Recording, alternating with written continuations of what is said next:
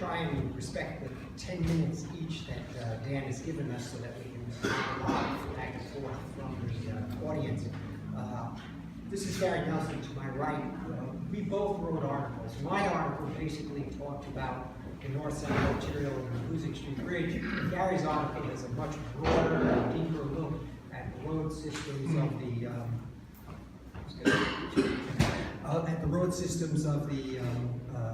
the time. And so I get to leave some stuff out that I know Gary will pick up. Okay, so with that, I've basically taken my presentation at the Historical Society and boiled it down to a 50-round fight instead of a 26-year fight. Is it for me to control the slides? If I know that actually work on it, I won't look for you. Okay. It's not the team. Round one is March 20th, 1954, when an arterial proposal of $43 million was presented for the region. That had, as its primary proposal, a north-south highway through the city of Troy, from the Menands Bridge, not straight through Troy, but curving through Troy, to the north end of the city of Troy.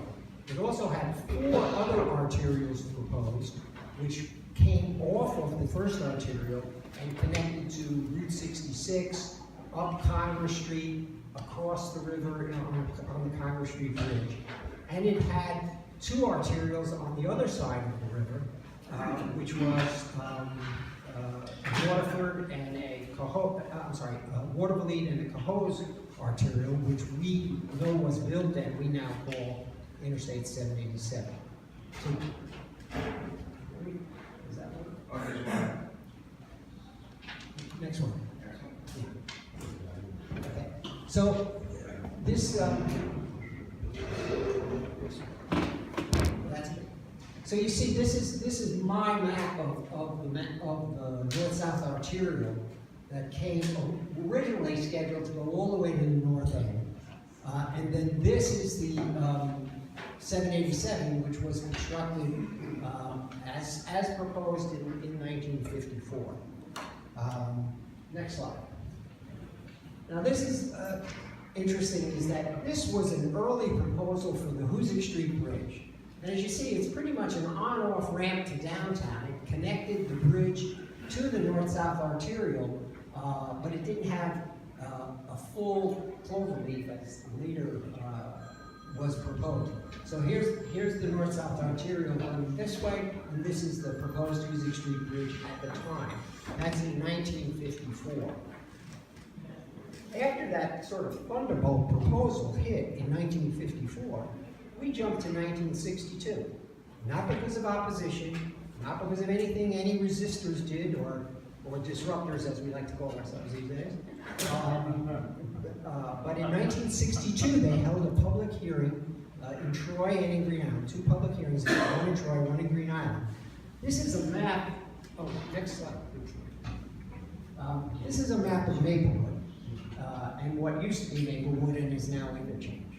That's the Maplewood Interchange as proposed in 1950, well, not exactly as proposed in 1954, but as conceptualized in 54 and started to be built in the mid-60s.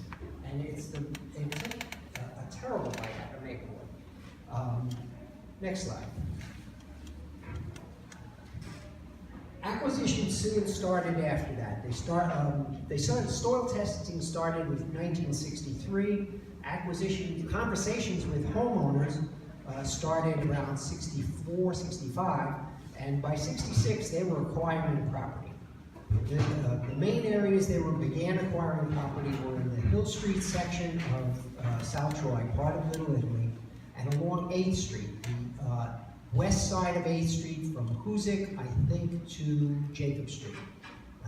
And they acquired all of the hillside neighborhood, all of the Hill Street neighborhood, and all of the west side of 8th Street, and ultimately demolished everything. Next slide. By 1966, when people who were at first hoping that all of that $43 million was going to make them rich when they got their houses purchased, found out that that was nowhere near what was going to happen, and they were going to be dealt with brutally and frugally, real opposition began to come up.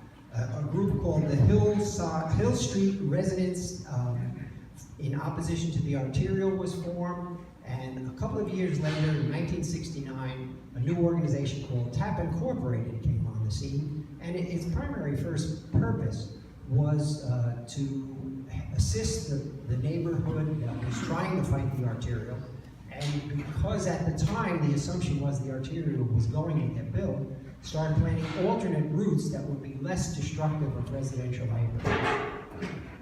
Next slide. Now in 1968, this was proposed. That's the Hoosick Street Bridge and the North South Arterial and a full interchange. And I'm just going to let Gary talk when he talks about why this change happened. Why all of a sudden the North South Arterial was sort of fading from discussion and the Hoosick Street Bridge turned into this monster. 1972. Now, I should have hastened to say, I wasn't really on the scene at that time, prior to this. But in 1972, fresh out of college, I became TAP's first employee, first executive director. They hadn't named me executive director, I was the only employee. But what happened was, thanks to the work of my predecessors, in 1972, this was the bridge that was proposed. What happened was that the North-South Arterial was taken out of the picture. Not dropped from discussion, not officially dropped, but taken out of the picture. So all they did was they built a bridge and the ramps that you see here. This also followed the NEPA Act, which passed, I believe, in 69? 70, okay? Which required an EIS, an environmental impact statement.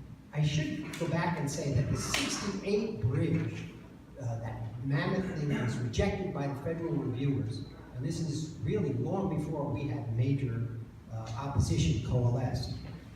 In 72, they had to write, for the first time, they had to write an EIS. So they wrote an EIS in 72, it was rejected by the feds. It was like, 1974, another EIS was prepared. It was rejected. And yet, in 1974, having demolished the Hill Street neighborhood and demolished the 3 blocks of 8th Street, they started demolishing buildings on Hoosick Street without even having a corridor approval. 1975. I'm going to dwell on this one a little because it was my favorite year of the whole mess. It looked like we were going to get really something done. The DOT announced that the North-South Arterial was going to be a minor Wolf Road facility. They also continued to maintain that the Hoosick Street Bridge was not part of a larger system. By this time, the opposition in Troy was very fierce, was focused on the bridge and no longer on the North-South Arterial, which had seemed to fade from view altogether, and had people from Brunswick, environmental organizations from Brunswick, people in Skodak, people in other communities that felt their community would be impacted by the increasing traffic that the bridge would produce. That coalition committed itself to a lawsuit if the EIS ever were passed. And the third draft of the EIS came out in 1975. It was rejected. A fourth draft was prepared. It was given a highly critical review. Next slide. Yes. I'm near the end. I'm in round 12. Okay.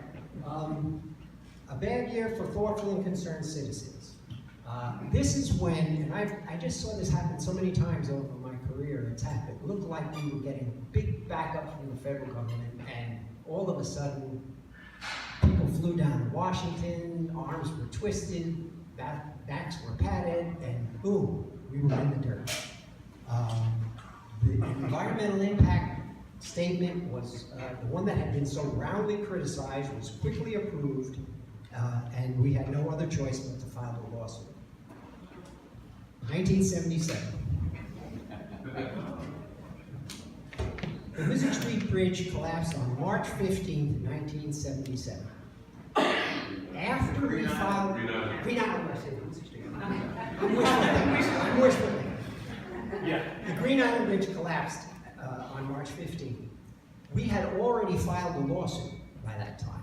The lawsuit was filed. 3 weeks after the bridge fell, we had opening arguments for the lawsuit. This was a bad omen, to say the least. In the decision, next slide. In the decision, Judge James T. Foley, a Troy native, presided. In his decision, he included the following: the urgency and importance of this matter was increased dramatically by the March 15, 1977 collapse of the Green Island Bridge. Last slide. The bridge, as proposed in 1972, was completed in 1980. You could call it a win if you compared it to the 1968 proposed Clover Road.